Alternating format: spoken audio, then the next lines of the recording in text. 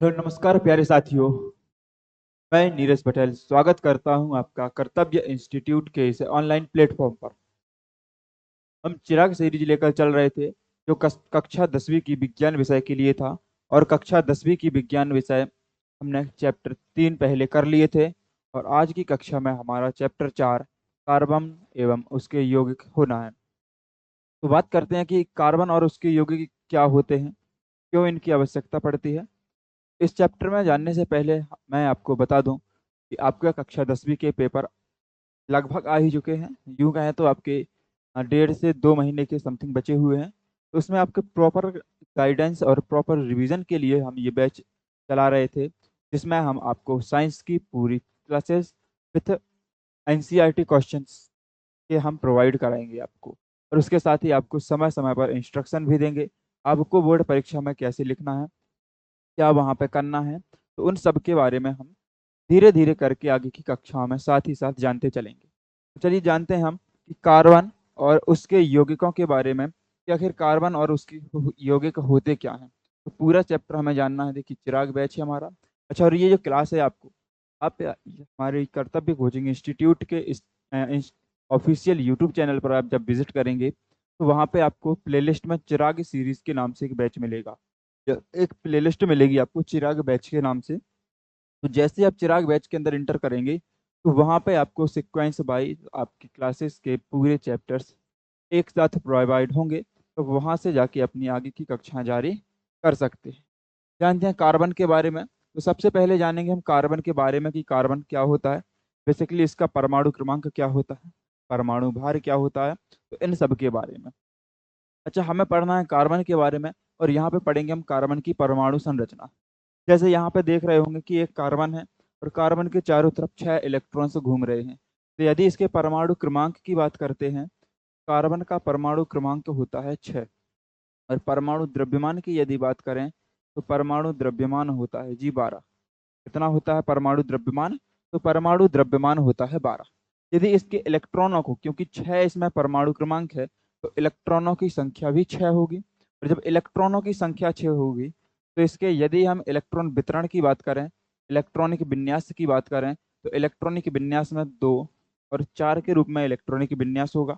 मतलब पहली कक्षा में 2 इलेक्ट्रॉन दिख रहे होंगे, यहाँ पहली कक्षा में केवल 2 इलेक्ट्रॉन और दूसरी कक्षा में 4 इलेक्ट्रॉन यहाँ पे उपस्थित होने वाले हैं। चलिए बात करते हैं हम कार्बनिक यौगिकों के या कार्बनिक के उपयोग की। क्योंकि आप देखते होंगे आपके आसपास बहुत सारी चीज़ें कार्बन से बनी होती हैं। जैसे आप बाइक यूज़ करते हैं तो उससे धुआं, पेट्रोल, कागज यूज़ करते हैं। आप अधिकतर चीज़ें जो यूज करते हैं उसमें कार्बन आपको मिलता है। तो कार्बन के यदि उपयोग की बात करें तो सबसे पहले हम बताएं कार्बन जो है, आप इतने सारे मटेरियल्स कार्बन के देखते हो, लेकिन फिर भी इतने मटेरियल्स होने के बाद कार्बन हमारी पृथ्वी के अंदर केवल 0.02% ही होता है। पृथ्वी में केवल 0.02% कार्बन होता है। और यदि वातावरण में बात करें तो वातावरण में कार्बन डाइऑक्साइड की मात्रा 0.03% होता है। पृथ्वी के अंदर 0.02% होता है और वातावरण में 0.03% के अंदर कार्बन उपस्थित होता है। बात करते हैं कार्बन के अपर रूप की। तो कार्बन हीरा, ग्रेफाइट तथा कार्बन 3 रूपों में पृथ्वी के अंदर पाया जाता है। जो कार्बन होता है वो हीरा के रूप में, ग्रेफाइट के रूप में और कार्बन के रूप में, 3 रूपों में आपको पृथ्वी के अंदर कार्बन देखने को मिलता है। जितने भी सजीव होते हैं तो सभी जीवों के निर्माण में सहायक होता है, जीवाश्म बने होते हैं। जीवों से प्राप्त यौगिकों को कार्बनिक यौगिक कहते हैं। सीधा सा मतलब यह है कि जितने भी जीवाश्म होते हैं, जीवाश्म मतलब होता है बहुत साल पहले जो जीव थे उनकी मृत्यु के बाद जो उसके अवशेष बचते हैं उसको बोलते हैं जीवाश्म। और जीवाश्म जितने भी होते हैं वो सब कार्बनिक यौगिक कहलाते हैं, क्योंकि वो मिट्टी के अंदर दबे दबे कार्बन के हो जाते हैं। नींबू में सिट्रिक अम्ल पाया जाता है और सिरका में एसिटिक अम्ल पाया जाता है। आगे यदि हम बात करते हैं कार्बन के बारे में तो ये होता है कार्बन में बंध। आखिर कार्बन में कितने बंध होते हैं, कार्बन कैसे जुड़ता है, कैसे क्रिया करता है। तो सबसे पहले तो इसके यदि बंध के बारे में बात की जाए तो कार्बन अपने ही साथ सहसंयोजी बंध का निर्माण करता है। कौन सा बंध बनाता है ये? सहसंयोजी बंध बनाता है। सहसंयोजी बंध का मतलब होता है कार्बन ना तो किसी से इलेक्ट्रॉन पूरी तरीके से लेता है ना पूरी तरीके से इलेक्ट्रॉन दान करता है। ये केवल इलेक्ट्रॉनों की साझेदारी करते हैं आपस में। जैसे मैंने अभी बताया कि कार्बन के अंदर कितने इलेक्ट्रॉन होते हैं, 6 इलेक्ट्रॉन होते हैं। यदि 6 इलेक्ट्रॉनों का हम इलेक्ट्रॉनिक विन्यास करेंगे तो ये होगा 2 और 4 के रूप में। 2 4 के रूप में जो 4 इलेक्ट्रॉन होते हैं, ये ऐसे इलेक्ट्रॉन हैं जो आपको बाह्य कक्षा में पाए जाते हैं। अगर पूछे कि कार्बन की संयोजी कक्षा में कितने इलेक्ट्रॉन हैं, तो आप बोलेंगे सर संयोजी कक्षा में इलेक्ट्रॉन की संख्या होती है 4। तो जो संयोजी कक्षा में इलेक्ट्रॉन होते हैं वो बंध बनाने में भाग लेते हैं।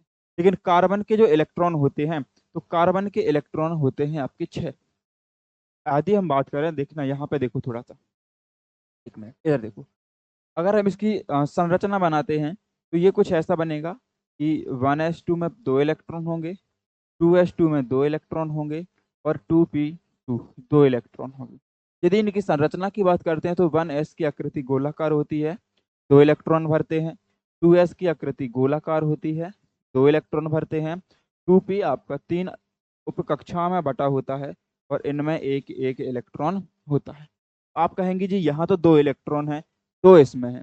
तो जब एक अवस्था होती है जिसे बोलते हैं उत्तेजित अवस्था, और उस अवस्था में ये इलेक्ट्रॉन अपनी कक्षा के बाहरी वाले कोष में निकल जाते हैं और इसका जो रूप बनता है बंध बनाने के लिए वो होता है कुछ ऐसा। अब इसमें देखोगे तो 4 इलेक्ट्रॉन यहाँ सॉरी 4 कक्षक आपको यहाँ पे खाली दिखेंगे, 1 2 3 4। चारों के पास एक एक है। तो ये 4 कक्षक अपना अष्टक पूरा करने के लिए, अष्टक का मतलब होता है बाहरी कक्षा को पूरा करने के लिए, उसे 4 इलेक्ट्रॉन्स की आवश्यकता होती है, या फिर 4 इलेक्ट्रॉन किसी को त्याग सकता है। अब 4 इलेक्ट्रॉन त्यागने के लिए बहुत ज्यादा ऊर्जा की आवश्यकता होती है। यदि इसे 4 इलेक्ट्रॉन त्यागना है तो उसे बहुत ज्यादा एनर्जी की आवश्यकता होगी, तो उतनी इसके पास ऊर्जा होती नहीं है। तो ये क्या कहता है कि भैया, किसी के भी साथ जाएगा और कहेगा कि भैया ऐसा करो, आपको जरूरत है तो आप हमसे लेके चले जाना और हमें जरूरत होगी तो आप हमें दे देना। मतलब दोनों के बीच रिलेशनशिप हो जाती है, दोनों के बीच अच्छे संबंध बनते हैं। उसी को बोलते हैं साझेदारी, मतलब पार्टनरशिप। और ये पार्टनरशिप के अंदर साझेदारी के द्वारा बंध बनाते हैं, उन बंध को कहते हैं सहसंयोजी बंध। इलेक्ट्रॉन हमेशा सॉरी कार्बन हमेशा 4 सहसंयोजी बंध बनाता है। मतलब इसकी संयोजकता जो होती है वो 4 होती है। कभी भी कार्बन जुड़ता है तो वो 4 बंधों के द्वारा जुड़ता है किसी भी के साथ। यहाँ पे जैसे देख रहे होंगे कि ये एक कार्बन है, ये रहा देखो एक कार्बन, और ये कार्बन 1 2 3 4 4 हाइड्रोजन के साथ जुड़ा हुआ है। देखो हाइड्रोजन जो होता है, हाइड्रोजन की बाह्य कक्षा में एक इलेक्ट्रॉन होता है। हाइड्रोजन की जो बाह्य कक्षा होती है उसमें इलेक्ट्रॉन होता है जी एक। किसी भी कक्षा को अपना अष्टक पूरा करने के लिए इलेक्ट्रॉन्स की आवश्यकता होती है। यदि इसे रहना है, इसकी कक्षा स्थायी होगी, तो इसे 2 इलेक्ट्रॉन्स की जरूरत पड़ती है। अब आपका हाइड्रोजन क्या होगा कि कहीं से भी एक इलेक्ट्रॉन ले लेगा, लेकिन कार्बन कहेगा नहीं भैया, परमानेंटली नहीं लेना है, तुम हमें अपना दे दिया करो, हम अपना इलेक्ट्रॉन तुम्हें दे दिया करेंगे। तो ऐसे 4 इलेक्ट्रॉनों के साथ जुड़ता है जी कार्बन, और इस बंध को बोलते हैं सहसंयोजी बंध। आगे हम थोड़ी सी इसी बंध में बात करेंगे सहसंयोजी बंध के जो गुण होते हैं वो क्या होते हैं। फिर इसके बाद हम बात करेंगे सहसंयोजी बंध कितने प्रकार के होते हैं तो बताएंगे। ठीक है, सहसंयोजी बंधों के गुणों की बात करें तो इनका जो गलनांक और जो क्वथनांक होता है वो बहुत ज्यादा हाई होता है। गलनांक और क्वथनांक का मतलब होता है यदि वस्तु आपकी ठोस है, यदि ठोस वस्तु है तो उसका गलनांक होगा, मतलब उसे आप गलाओगे। और यदि वस्तु आपकी द्रव है, लिक्विड है, तो उसे आप उबालोगे। जितने भी सहसंयोजी बंध होते हैं, जितने भी सहसंयोजी बंधों के द्वारा यौगिक बनते हैं, उनका गलनांक और क्वथनांक दोनों बहुत ज्यादा हाई होता है। यह बंध कमजोर अंतर आणविक बंध होते हैं, कमजोर होते हैं बिल्कुल, आसानी से ये बंध टूट जाते हैं, तो इसीलिए बोला जाता है कमजोर अंतर आणविक बंध। और ये विद्युत के कुचालक होते हैं। जितने भी सहसंयोजी बंध होते हैं वो सारे के सारे विद्युत के कुचालक होते हैं। यहाँ पे देख रहे होंगे कि आपको कुछ बंध और उनके गलनांक क्वथनांक लिखे हैं। जैसे एसिटिक अम्ल होता है, एसिटिक अम्ल CH3COOH होता है जी। तो एसिटिक अम्ल का गलनांक 290 केल्विन होता है, क्वथनांक 391 केल्विन होता है। क्लोरोफॉर्म CHCl3 गलनांक 209, क्वथनांक 334। एथेनॉल CH3CH2OH गलनांक 156, क्वथनांक 351 और मैथेन का गलनांक 90 और क्वथनांक 111 होता है। अब बात थोड़ी सी करते हैं यहाँ पे कि जो सहसंयोजी बंध होते हैं वो कितने प्रकार के होते हैं। सहसंयोजी बंधों के प्रकार के बारे में, तो सहसंयोजी जो बंध होते हैं ये होते हैं जी 3 प्रकार के। पहले को बोलते हैं एकल सहसंयोजी बंध, एकल सहसंयोजी बंध। दूसरा कहलाता है आपका द्विसहसंयोजी बंध, द्विसहसंयोजी बंध। और तीसरा कहलाता है जी आपका त्रिसहसंयोजी बंध। तीसरा कौन सा होता है? त्रिसहसंयोजी बंध। हो सकता है आप लोग इन्हें इन नाम से ना जानते हो, तो बता दें। एकल सहसंयोजी बंध को कहते हैं जी सिंगल बॉन्ड, सिंगल बॉन्ड। द्विसहसंयोजी बंध को कहा जाता है डबल बॉन्ड, ये जी सिंगल होता है, सिंगल बॉन्ड। द्विसहसंयोजी बंध कहलाता है डबल बॉन्ड, डबल बॉन्ड। और त्रिसहसंयोजी बंध को कहते हैं ट्रिपल बॉन्ड, ट्रिपल बॉन्ड। ये नाम आपने जरूर सुन के रखे होंगे। आखिर है क्या एकल, द्वि और त्रिसहसंयोजी बंध? देखो, अच्छा, सहसंयोजी बंध का मतलब होता है कि इलेक्ट्रॉनों की आपस में साझेदारी होना, इलेक्ट्रॉनों का आपस में पार्टनरशिप होना, उसको बोलते हैं सहसंयोजी बंध। एकल सहसंयोजी बंध ऐसा बंध होता है कि जिसमें केवल एक और एक बंध बनता है। मतलब कोई ऐसा बंध जिसमें दो इलेक्ट्रॉन भाग लेते हैं, जिसमें दो इलेक्ट्रॉन आपस में आपस में साझेदारी करते हैं जी, केवल दो इलेक्ट्रॉन। और दो इलेक्ट्रॉन क्या होता है, कोई भी एक बंध यदि बनता है तो एक बंध दो इलेक्ट्रॉन से मिलकर बनता है। ठीक है जी, दो इलेक्ट्रॉन आपस में साझेदारी करते हैं, साझेदारी करते हैं। देखो, कब जब दो इलेक्ट्रॉन एक साथ आपस में साझेदारी करेंगे, मतलब दो इलेक्ट्रॉन मिलकर हमेशा एक बंध बनाते हैं जी। जैसे आपने देखा होगा हाइड्रोजन को, यदि हम बात करते हैं हाइड्रोजन की, तो हाइड्रोजन का जो होता है एक बंध, दूसरे हाइड्रोजन का भी एक बंध होता है, और ये दोनों आपस में मिलके बना लेते हैं जी H2। क्या बनाते हैं? H2। आया जी समझ में ये? देखो बनाते कैसे हैं वैसे, इसका मैं आपको थोड़ा सा इसका संरचना बताऊं। तो इसके पास बाहरी कक्षा में एक इलेक्ट्रॉन होता है। बाहरी कक्षा का मतलब होता है हाइड्रोजन के पास यदि एक इलेक्ट्रॉन है तो इसकी 1s कक्षा में एक इलेक्ट्रॉन होगा। SEDF, ये हम लोग पिछली कक्षा में जान चुके थे, जिसमें हमने तत्वों के बारे में पढ़ा था। ये कहलाते हैं आपके कक्षक, ऑर्बिटल्स। ऑर्बिटल्स में भरे जाते हैं जी इलेक्ट्रॉन। एस में अधिकतम 2 इलेक्ट्रॉन होते हैं, पी में अधिकतम 6 इलेक्ट्रॉन होते हैं, डी में अधिकतम 10 इलेक्ट्रॉन होते हैं, और एफ में अधिकतम 14 इलेक्ट्रॉन होते हैं। बात करते हैं, देखिए यहाँ पर 1s मतलब पहली कक्षा का एस उपकोष यहाँ पे होगा, और उसमें इलेक्ट्रॉन होंगे 2। यदि हाइड्रोजन को स्थायी होना तो इसे कम से कम 2 इलेक्ट्रॉन की आवश्यकता होती है। जब ऐसे दो अणु आपस में मिलते हैं तो ये आपस में साझेदारी बनाते हैं जी। ये आपस में क्या करते हैं, बनाते हैं आपस में साझेदारी। देखो, जो पहला वाला राउंड बना है, ये वाला राउंड, इस राउंड का मतलब है कि जो इस वाले हाइड्रोजन का ये वाला इलेक्ट्रॉन है, पहले हाइड्रोजन का जो ये वाला इलेक्ट्रॉन है, इलेक्ट्रॉन को ये अपनी ओर खींच रहा है। ठीक है जी, इस हाइड्रोजन का ये वाला इलेक्ट्रॉन अपनी ओर खींच रहा है दूसरा हाइड्रोजन। जैसे इसमें दूसरा बंध बनता है, दूसरा सर्कल बनता है, तो इसका मतलब होता है कि ये वाला इलेक्ट्रॉन इस वाले हाइड्रोजन के पास है। मतलब सर्कल जितने के ऊपर बनेगा, जितने के ऊपर सर्कल बनेगा, उतने इलेक्ट्रॉन उस तत्व के हो जाते हैं, और ये दोनों मिलके बनाते हैं यहाँ पे H या H2। तो ऐसा जो बंध बनता है जी, या इसी को अगर बंध के द्वारा दिखाएं तो बंध ऐसा बनेगा।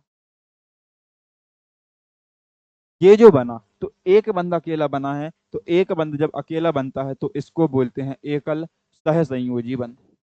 आ गया जी समझ में आपको? अगर ऐसे हम द्विसहसंयोजी बंध की बात करें, डबल बॉन्ड की बात करें, तो जिसमें 4 इलेक्ट्रॉन भाग लो, जिसमें डबल बॉन्ड में क्या होता है कि जिसमें 4 इलेक्ट्रॉन साझेदारी करते हैं। क्या होता है? जिसमें 4 इलेक्ट्रॉन साझेदारी करते हैं। जब 4 इलेक्ट्रॉन साझेदारी करेंगे तो वहां पर 2 बंध बनेंगे, क्योंकि 2 इलेक्ट्रॉन मिलके एक बंध बनाते हैं, तो 4 इलेक्ट्रॉन मिलके 2 बंध बनाएंगे। आए समझ में जी? देखो, जैसे हम बात करते हैं आपके यहाँ पे ऑक्सीजन की, तो एक ऑक्सीजन और दूसरा ऑक्सीजन। ऑक्सीजन की यदि बात करें तो ऑक्सीजन के पास इलेक्ट्रॉन होते हैं 8। पहली कक्षा में 2 इलेक्ट्रॉन, दूसरी कक्षा में टोटल 6 इलेक्ट्रॉन होते हैं। दूसरी में कितने होते हैं? Total 6 electron. यदि इलेक्ट्रॉन के विन्यास की बात करते हैं तो पहली कक्षा में जाते हैं 2 इलेक्ट्रॉन, दूसरी कक्षा के एस उपकोष में जाते हैं 2 इलेक्ट्रॉन, दूसरी कक्षा के पी उपकोष में जाएंगे जी 4 इलेक्ट्रॉन। कितने जाएंगे? 4 इलेक्ट्रॉन। अब बात यहाँ पे ये वाली हम करेंगे कि जो 4 इलेक्ट्रॉन हैं, 4 इलेक्ट्रॉन हैं तो इसके बाहरी कक्षा में पूरे होने के लिए कितने की कमी है? बाहरी कक्षा में जैसे आपका पी उपकोष है, तो पी के पास अधिकतम 6 इलेक्ट्रॉन होते हैं जी कि नहीं होते हैं? अब 6 इलेक्ट्रॉन पी के पास होने चाहिए, लेकिन इधर पी के पास केवल 4 इलेक्ट्रॉन है। यहाँ पी के पास कितने हैं? केवल 4 इलेक्ट्रॉन। और जब 4 इलेक्ट्रॉन है तो 2 इलेक्ट्रॉन्स की कमी हो गई। जब 2 इलेक्ट्रॉन की कमी पहले वाले के पास है, तो 2 इलेक्ट्रॉन की कमी दूसरे वाले हाइड्रोजन के पास होगी या नहीं होगी? जब 2 इलेक्ट्रॉन की कमी पहले हाइड्रोजन के पास है, तो 2 इलेक्ट्रॉन की कमी दूसरे सॉरी ऑक्सीजन की बात हो रही है। जब 2 इलेक्ट्रॉन की कमी पहले ऑक्सीजन के पास है, तो क्या 2 इलेक्ट्रॉन की कमी दूसरे ऑक्सीजन को होगी या नहीं होगी? बताइए। होगी। अब 2 इलेक्ट्रॉन्स की कमी का मतलब है कि ये कहीं से 2 इलेक्ट्रॉन खींच के लाएगा। ऑक्सीजन कहीं से भी 2 इलेक्ट्रॉन खींच के लेके आएगा, चाहिए ही उसे। तो ये क्या कहेगा कि इसका जो दूसरा ऑक्सीजन साथी है, दूसरा ऑक्सीजन साथी कहेगा भैया कहीं बाहर नहीं जाना है, ऐसा करो कि जब तुम्हें जरूरत होगी तो तुम 2 हमारे इलेक्ट्रॉन ले लेना, और जब हमें जरूरत होगी तो हम 2 तुम्हारे इलेक्ट्रॉन ले लेंगे। तो ऐसे में बनता है एक नया संबंध, और उसको बोलते हैं हम साझेदारी या पार्टनरशिप का संबंध। तो होता क्या है कि जो पहला वाला इलेक्ट्रॉन है, ये दूसरे वाले इलेक्ट्रॉन के लिए 2 इलेक्ट्रॉन, दूसरे वाले ऑक्सीजन से 2 इलेक्ट्रॉन ले लेता है। जितने के अंदर ये गोला बना है, गोले के अंदर जो कुछ भी है वो इस वाले ऑक्सीजन का है, इस गोले के अंदर जो कुछ है वो इस ऑक्सीजन का है। और अगर दूसरे गोले की हम बात करें, तो जो दूसरे गोले के अंदर आएगा वो दूसरे ऑक्सीजन के लिए आएगा। दूसरे गोले के अंदर जो कुछ आएगा वो दूसरे ऑक्सीजन के लिए आएगा। बात करते हैं इनमें बंध की। तो जब 4 इलेक्ट्रॉन आपस में बंध बनाते हैं, तो 4 इलेक्ट्रॉन बंध बनाएंगे तो वहां पे बनेंगे जी 2 बंध। 4 इलेक्ट्रॉन जब बंध बनाएंगे तो यहाँ पे कितने बंध बनेंगे? 2 बंध। और जब कहीं 2 बंध बनते हैं तो उसको बोलते हैं द्विसहसंयोजी बंध या डबल बॉन्ड। क्या बोलेंगे? द्विसहसंयोजी बंध या डबल बॉन्ड। आया जी समझ में? इतना समझ में आ गया? बात करते हैं हम त्रिसहसंयोजी बंध या ट्रिपल बॉन्ड की। त्रिसहसंयोजी बंध की बात करते हैं तो इसमें 6 इलेक्ट्रॉन भाग लेते हैं। इसमें 6 इलेक्ट्रॉन साझेदारी करते हैं। मतलब इसमें जो इलेक्ट्रॉन बंध बनाएंगे वो 6 इलेक्ट्रॉन बंध बनाएंगे। 6 इलेक्ट्रॉनों के बीच में जब बंध बनेंगे तो 2 इलेक्ट्रॉन एक बंध बनाते हैं, तो 6 इलेक्ट्रॉन मिलके 3 बंधों का निर्माण। जैसे आपका नाइट्रोजन होता है जी, जैसे यदि बात करें हम नाइट्रोजन की, तो नाइट्रोजन और दूसरा नाइट्रोजन। अब यदि नाइट्रोजन की हम बात करते हैं तो नाइट्रोजन का परमाणु क्रमांक होता है 7। कितना होता है? 7 होता है। यदि 7 इलेक्ट्रॉनों को हम बांटेंगे तो पहली कक्षा में 2 इलेक्ट्रॉन और दूसरी कक्षा में बचे 5 इलेक्ट्रॉन जाएंगे। 5 इलेक्ट्रॉन जो दूसरी कक्षा में भरे जाएंगे, तो ये भरे जाएंगे 1s में 2, 2s में 2 और 2p में 3 इलेक्ट्रॉन। 2s में 2 होंगे और 2p में होंगे जी 3 इलेक्ट्रॉन। p में अधिकतम इलेक्ट्रॉन्स की संख्या 6 होती है, इधर p में इलेक्ट्रॉन की संख्या 3 है। तो कमी कितने की हुई? कितने इलेक्ट्रॉन्स कम हुए? तो 6 इलेक्ट्रॉन्स यहाँ पे कम हो गए, सॉरी 3 इलेक्ट्रॉन्स की कमी हो गई। जब 3 इलेक्ट्रॉन कम हुए तो जो नाइट्रोजन है, जो नाइट्रोजन कहेगा कि मुझे तो 3 इलेक्ट्रॉन चाहिए, कहीं से भी लेके आओ, मुझे 3 इलेक्ट्रॉन चाहिए है। तो ऐसे केस में क्या होगा कि एक नाइट्रोजन दूसरे नाइट्रोजन से कहेगा 3 तुम्हें जरूरत है, 3 मुझे जरूरत है, तो दोनों आपस में बंध बना लो जी, बंध। और जब बंध बनेगा तो वहां पे बनेगा आपका त्रिसह संयोजी बंध। और बंध यदि आपको दिखाना हो तो वो आप देखिए, पहले के पास 3, फिर दूसरे के पास 3, इसके 3 इलेक्ट्रॉन इस वाले नाइट्रोजन के पास और इस नाइट्रोजन के 3 इलेक्ट्रॉन इस वाले नाइट्रोजन के पास। आए जी कुछ समझ में। और ये बनाएंगे ऐसे नाइट्रोजन नाइट्रोजन के बीच में त्रिबंध, ट्रिपल बॉन्ड, और यह कहलाता है आपका त्रिसह संयोजी बंध। ये क्या होगा, ये कहलाएगा आपका त्रिसह संयोजी बंध। आया जी समझ में, यहाँ पे आ गया समझ में। अब बात करते हैं हम कार्बन के अपर रूप की। अब क्या करनी है हमें, कार्बन के अपर रूप की बात, क्योंकि थोड़ी देर पहले ही हमने जाना था कार्बन का अपर रूप क्या होता। ठीक है जी। तो कार्बन की जो अलग अलग संरचनाएं होती हैं, जिन संरचनाओं के रूप में कार्बन पाया जाता है, उसको हम कहते हैं कार्बन का अपर रूप। जो अलग अलग संरचनाएं कार्बन की होती हैं, उन अलग अलग संरचनाओं को बोला जाता है जी कार्बन का अपर रूप। अगर यहाँ पे पहले ही वाली फोटो देखोगे, ये वाली, तो ये फोटो बनी है जी हीरा की। ये किसकी फोटो है, ये बना है आपका हीरा, डायमंड्स की कार्बन का अपर रूप होता है। इसका एक आपको गुण बता देता हूं, क्योंकि है तो ये सभी अधातु हैं, लेकिन हीरा क्या है, अधिक सॉरी अधिक चमकदार भी है, अधिक चमकदार, और ताप का अच्छा चालक होता है, ताप का चालक।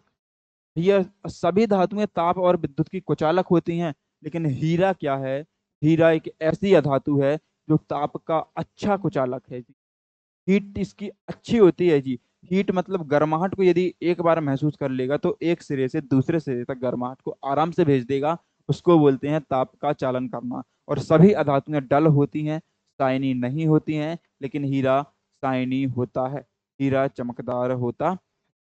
दूसरी संरचना की यदि बात करें तो ये बना है जी ग्रेफाइट। दूसरी संरचना की बात करें तो दूसरा है आपका ग्रेफाइट। तीनों कार्बन के अपर रूप हैं, तीनों कार्बन के अपर रूप होने के बाद दूसरी संरचना आती है जी ग्रेफाइट। ग्रेफाइट को यदि देखोगे तो यहाँ पे आपको कुछ प्लेट्स दिख रही होगी, प्लेट या परत सी आपको कुछ दिख रही होगी अलग अलग। इसको देखोगे तो ये आकृति देखो कुछ ऐसी दिख रही होगी जी, पिरामिड आकार की, कुछ ऐसी दिखेगी आपको ये वाली आकृति। हीरे की आकृति कुछ ऐसी होती है, लेकिन जो ग्रेफाइट होता है, ग्रेफाइट आपकी परतनुमा आकृति होती है, जैसी चादर होती है ना, चादर, आपने चादर तो देखा ही होगा, तो जैसे चादर होता है, ग्रेफाइट की लेयर्स ऐसी बिछी होती हैं जी चादर की भांति। और जब लेयर चादर की भांति बिछी होती हैं तो ये करती हैं विद्युत का चालन। तो ये विद्युत का सुचालक है। हीरा एक सॉरी हीरा नहीं, ग्रेफाइट कार्बन का अपर रूप, मतलब अधातु होते हुए भी विद्युत का सुचालक होता है। ये केवल एक अधातु ऐसी है जो विद्युत का सुचालक है, और वो कौन सी, ग्रेफाइट। ये तीसरी आकृति आप देख रहे होंगे, इसको बोलते हैं फुल्लेरीन। क्या बोलेंगे, फुल्लेरीन। और इसके पूरे नाम की यदि बात करते हैं तो पूरा नाम होता है बक मिस्टर फुल्लेरीन, बक मिस्टर फुल्लेरीन। क्योंकि इसे जो खोजा था वो वैज्ञानिक बक हुआ करते थे, उनने खोजा था, इसलिए अपने नाम पर रख दिया जिसे बक मिस्टर फुल्लेरीन। आया जी इतना समझ में। ये समझ में आ गया हो तो आगे हम बात करते हैं कार्बन की सर्वतोमुखी प्रकृति की। कार्बन की सर्वतोमुखी प्रकृति का मतलब होता है कि कार्बन एक ऐसी प्रकृति आपकी ऐसी संरचना प्रदर्शित करता है जिसमें आपकी कुछ लंबी श्रृंखलाएं होती हैं, कुछ बलय होती हैं, और इसकी चतुष्फल की आकृति। मतलब कार्बन हमेशा चार बंधों के साथ जुड़ता है जी। यहाँ पे यदि हम बात करते हैं श्रृंखला की, तो कार्बन का जो श्रृंखलन गुण होता है ये बहुत अच्छा होता है। मतलब इसके जितने भी यौगिक होते हैं वो लंबी लंबी लंबी श्रृंखलाओं का निर्माण करते हैं। श्रृंखला का मतलब होता है लंबी श्रृंखला बनाना, लंबी श्रृंखला बनाना। तो कार्बन के जितने भी यौगिक होते हैं वो सब लंबी लंबी श्रृंखलाएं बनाते हैं जी, बहुत लंबी लंबी श्रृंखलाएं।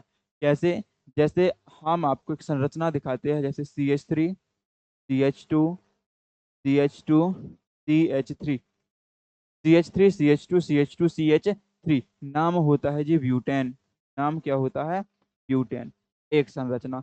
दूसरी संरचना यदि यहीं पे बना दें, CH3 CH2 CH2 CH2 CH3, इसमें देखो लंबी श्रृंखला के साथ साथ शाखा युक्त श्रृंखला भी है, मतलब शाखा भी निकली है। जिसमें शाखा निकली होती है उसको कहते हैं शाखा युक्त श्रृंखला, और इसका नाम होता है जी पेंटेन। नाम क्या है, नाम है इसका पेंटेन। तो ये वाली संरचना जो होती हैं, ये श्रृंखलन का गुण, इसको बोलते हैं श्रृंखला, और ये गुण कहलाता है श्रृंखलन। जो श्रृंखलन का गुण होता है ये केवल कार्बन के पास पाया जाता है। कार्बन के अलावा कोई भी ऐसी धातु अधातु नहीं है, ना अधातु है ना ही धातु है, जिसके पास श्रृंखला का गुण पाया जाता हो। अगर हम बात करें वलय के बारे में, वलय मतलब होता है चक्र। वलय मतलब होता है जी चक्र। कार्बन का एक दूसरा गुण होता है, इनकी संरचना जितनी भी होती हैं वो चक्र के रूप में पाई जाती हैं। चक्र मतलब जैसे आपका बेंजीन चक्र, आपने नाम सुना होगा, बेंजीन चक्र, बेंजीन, ठीक है जी। ये होता है बेंजीन चक्र। एकांतर क्रम में द्विबंध लगे होते हैं। इसी चक्र को हम बिना कार्बन को प्रदर्शित किए भी बना देते हैं। इसी बेंजीन चक्र को ऐसे बनाते हैं। यही चक्र आपका ऐसा भी बनता है। तो ये तीनों आकृतियां आपकी बेंजीन चक्र की होती हैं। ये तीनों आकृतियां किसकी हैं जी? ये हैं बेंजीन की आकृति। और यही जो चक्र के रूप में बनी होती हैं उसको बोलते हैं चक्रीय संरचना। और सॉरी, अगला आता है आपका चतुष्फलकीय आकृति। तो कार्बन क्या है कि प्रत्येक कार्बन अलग अलग चार बंधों से ऐसे जुड़ा होता है। एक कार्बन चार अलग परमाणुओं से जुड़ा होता है। और जब ये चार अलग परमाणुओं से जुड़ता है तो इस आकृति को इसकी कहते हैं जी चतुष्फलकीय आकृति। क्या होगा? चतुष्फलकीय आकृति। इसी बात को मैं आपको लिखा हुआ दिखाता हूँ। ये है पहला जी, श्रृंखलन गुण। कार्बन में कार्बन के ही अन्य परमाणु कार्बन में कार्बन के ही अन्य परमाणुओं के साथ आबंध बनाने की अद्वितीय क्षमता होती है, जिसे बड़ी संख्या में अणु बनते हैं। इस गुण को श्रृंखलन गुण कहते हैं। वही बात है जी, कार्बन में कार्बन के अन्य परमाणुओं से जुड़ने की क्षमता। कार्बन में ये कार्बन दूसरे तीसरे चौथे से अलग अलग परमाणुओं के साथ जुड़ा है, तो इसकी एक लंबी श्रृंखला बनती है। और इस गुण को कहते हैं जी श्रृंखलन का गुण।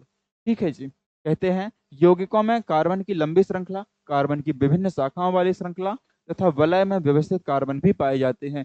वही चीज है कि श्रृंखला बनेगी, शाखा युक्त श्रृंखला बनेगी और आपका रिंग बनेगा, मतलब वलय या चक्र वाली संरचना बनेगी। साथ ही कार्बन के परमाणु एक, द्वि तथा त्रि आबंध से जुड़े होते हैं। सिंगल बॉन्ड, डबल बॉन्ड और ट्रिपल बॉन्ड से जुड़े होते हैं जी। परमाणु के बीच केवल एक आबंध से जुड़े जो आबंध से कार्बन जुड़े होते हैं उसे बोलते हैं संतृप्त यौगिक। और जो दो या तीन बंध से जुड़े होते हैं उसे बोलते हैं असंतृप्त यौगिक। इनके बारे में आगे हम चर्चा करेंगे।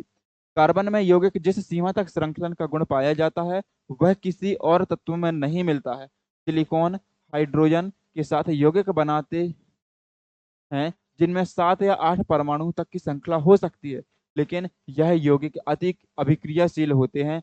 कार्बन कार्बन अबंध अत्यधिक प्रबल होता है, अतः यह स्थायी होता है। फलस्वरूप अनेक कार्बन परमाणुओं के साथ आपस में जुड़े हुए अनेक यौगिक प्राप्त होते हैं। और दूसरी यदि बात करें हम यहाँ पे चतुष्फलकीय यौगिक की, तो चूंकि कार्बन की संयोजकता 4 होती है, मैं पहले ही बता चुका हूँ। कार्बन 4 इलेक्ट्रॉनों के साथ बंध बनाता है, अतः इसमें कार्बन के 4 अन्य परमाणुओं तथा अन्य सहसंयोजक बंधों के परमाणुओं के साथ आबंधन क्षमता होती है। Oxygen, hydrogen, nitrogen, sulphur, chlorine तथा अनेक अन्य तत्वों के साथ कार्बन के यौगिक बनाए जाते हैं। फलस्वरूप ऐसे विशेष गुण वाले यौगिक बनते हैं जो अणु में कार्बन के अतिरिक्त उपस्थित तत्व पर निर्भर करते हैं। और इस संरचना को बोलते हैं चतुष्फलकीय आकृति। ये है जी हाइड्रोकार्बन। अब हम बात करेंगे हाइड्रोकार्बन की। हाइड्रोकार्बन आपके होते हैं दो प्रकार के। एक होता है जी आपका संतृप्त हाइड्रोकार्बन, संतृप्त, और दूसरा होता है असंतृप्त हाइड्रोकार्बन। दूसरा कौन सा है? तो दूसरा होता है असंतृप्त हाइड्रोकार्बन। संतृप्त हाइड्रोकार्बन की बात करें तो ये होता है आपका 3 प्रकार। संतृप्त हाइड्रोकार्बन सॉरी, आपका ये अकेला होता है जी। इसमें आपका केवल एल्केन आता है। संतृप्त हाइड्रोकार्बन में केवल और केवल एल्केन आता है, एल्केन। आपने ये नाम सुने भी होंगे, एल्केन, एल्कीन और एल्काइन। तो संतृप्त हाइड्रोकार्बन कहलाता है एल्केन। असंतृप्त हाइड्रोकार्बन दो प्रकार का होता है। एक को बोलते हैं हम एल्कीन और दूसरा कहलाता है हमारा एल्काइन। एक होता है जी एल्कीन और अगला कहलाता है हमारा एल्काइन। एल्केन, एल्कीन और एल्काइन, 3 प्रकार के आपके हाइड्रोकार्बन्स होते हैं। एल्केन की अगर पहचान की बात करें, इनकी अगर हम पहचान की बात करते हैं तो पहचान के लिए क्या होता है कि कार्बन कार्बन के बीच में सिंगल बॉन्ड मिलता है। कार्बन कार्बन के बीच में हमेशा सिंगल बॉन्ड मिलेगा। एल्कीन की पहचान की बात करें तो कार्बन कार्बन के बीच में डबल बॉन्ड मिलेगा, और एल्काइन की पहचान करें तो कार्बन कार्बन के बीच में ट्रिपल बॉन्ड मिलेगा जी, ट्रिपल बॉन्ड। इसके बाद हम बात करते हैं कि पूर्व लग्न क्या होता है। पूर्व लग्न आगे बताएंगे कि पूर्व लग्न और अनुलग्न क्या चीज है। तो बात करते हैं पूर्व लग्न की। पूर्व लग्न मतलब होता है हिंदी का प्रत्यय। पूर्व लग्न को बोलते हैं जी प्रत्यय, और प्रत्यय मतलब होता है जो शब्द नाम के बाद में जुड़ते हैं। तो यहाँ पर इसे बोलते हैं हम एन। इसका जो पूर्व लग्न होता है वो एन होता है। एल्कीन का पूर्व लग्न इन होता है, और एल्काइन का पूर्व लग्न होता है जी आइन। एल्काइन का पूर्व लग्न आयन होता है। ये नाम हमें किसी भी नाम के बाद में जोड़ देने हैं। इसके बाद हम थोड़ी सी बात करते हैं कार्बन की गिनती की। ये यहाँ पे आपके लिए बहुत जरूरी हो जाती है जी, कार्बन की गिनती। क्या चीज? कार्बन की गिनती के बारे में ये आपको भैया याद करके रखनी है, कार्बन की गिनती। यदि आपने ये गिनती नहीं याद की तो आगे का आपका क्वेश्चन जो आएगा, जो आगे टॉपिक होगा, वो यहाँ पे आपका थोड़ा सा दिक्कत होने वाली है। इसलिए ये गिनती को आप याद कर लेना। गिनती क्या है जी? जो नॉर्मल गिनती में हमारा एक होता है, तो कार्बन की संख्या यदि एक होगी, पूरा ही लिखना पड़ेगा जी, है ना। कार्बन की संख्या यदि एक है तो हम उसको बोलते हैं मैथ। कार्बन की संख्या यदि एक है तो एक को बोला जाता है मैथ। यदि कार्बन की संख्या दो हुई तो दो को बोलते हैं एथ। दो को क्या बोला जाता है? एथ। यदि कार्बन की संख्या तीन है तो तीन को बोलते हैं जी प्रॉप। कार्बन की संख्या चार होगी तो चार को बोलेंगे जी ब्यूट। कार्बन की संख्या यदि पाँच होगी तो पाँच को बोलेंगे जी पेंट। कार्बन की संख्या यदि छः है तो छः को बोला जाता है जी हेक्स। संख्या यदि सात तो नाम होगा उसका हेप्ट। सात को क्या बोलेंगे? हेप्ट। HEPT hept. हेप्ट। आठ होगी तो आठ को बोलते हैं जी ऑक्ट। और नौ होगी तो नौ को बोलेंगे नॉन। और दस को बोला जाता है जी डेका। दस को क्या बोलते हैं? डेका। एक से लेकर दस, यदि कार्बन की संख्या एक होगी तो मैथ बोलेंगे, दो होगी तो एथ बोलेंगे, तीन होगी तो प्रॉप, चार को ब्यूट, पांच को पेंट, छह को hex, hept, oct, non, deck. ये कार्बन की संख्या आपको याद करनी है। अब आपको आसानी से याद होगी नहीं, ये मुझे पता है कि आप आसानी से तो याद करने वाले हो नहीं। तो उसके लिए क्या है कि आप इसका एक मोबाइल नंबर सा बना लो, कोड सा बना लो जी। 10 अंक है ना, तो 10 अंक को चाहो तो आप दो भागों में तोड़ लो, चाहो तो आप तीन भागों में तोड़ लो। नहीं आया समझ में? है 10 नंबर लिखे हैं, 10 को आपको याद करना है। तो याद कर सकते हो meth eth prop but, meth eth prop but, या meth eth prop but pent hex hept oct non dec. ऐसा कर सकते हो कि मैथ एथ प्रॉप ब्यूट, चार चार का ग्रुप बना लो जी, चार चार का। Meth meth eth prop but, अब बोल सकते हो meth eth prop but, meth eth prop but, meth eth prop but, hex sorry pent hex hept, pent hex hept, pent hex hept. दूसरा ग्रुप बनेगा आपका पेंट हैक्स हेप्ट का, और तीसरा ऑक्टनॉन डेक, ऑक्टनॉन डेक। ये आपके 10 हैं, इसको तीन ग्रुप में बांट दिया जी, मैथेथ प्रोब्यूट, पेंटेक्स हेप्ट, ऑक्टनॉन डेक। ऐसे आपको ये 10 की 10 संख्या याद करनी है। और जब आपको 10 की 10 संख्या कल तक याद हो जाएगी तो इसके बाद हम आगे कार्बनिक यौगिकों का जी नामकरण करेंगे। आप सबको थोड़े समय के लिए पंडित बना देंगे, मतलब विद्वान बना देंगे। यहाँ पे पंडित जी बनोगे अब थोड़ी देर के लिए, है ना जी सरकार। थोड़ी देर के लिए कल से पंडित जी बन जाना क्लास में आने के पहले। लेकिन कब? जब ये संख्या याद हो, जब ये संख्या याद हो। कहे कि बिना पंडित जी तो बन जाओगे भैया, जब उसके नामकरण की विधि पता नहीं होगी तो क्या करोगे फिर। ये संख्या कल की क्लास में आने से पहले आप याद कर लीजिएगा। उसके बाद कल की क्लास में हम लोग करने वाले हैं कार्बनिक यौगिकों का नामकरण। तो मिलते हैं इसी प्रकार की अगली कक्षा में। तब तक के लिए धन्यवाद। और हाँ, इस वीडियो को शेयर भी कर देना उन सभी दोस्तों के पास जिनने विज्ञान की क्लास अभी तक नहीं ली है, तो हमारे साथ जोड़ें। और प्रत्येक दिन एक चैप्टर, या चैप्टर बड़ा है तो 2 दिन हो सकते हैं, लेकिन पूरा तरीके से आपका प्रॉपर कवर करवा दिया जाएगा। आपको एक भी टॉपिक छोड़ने की आवश्यकता नहीं होगी जी। ठीक है जी, तो मिलते हैं कल की क्लास में। धन्यवाद।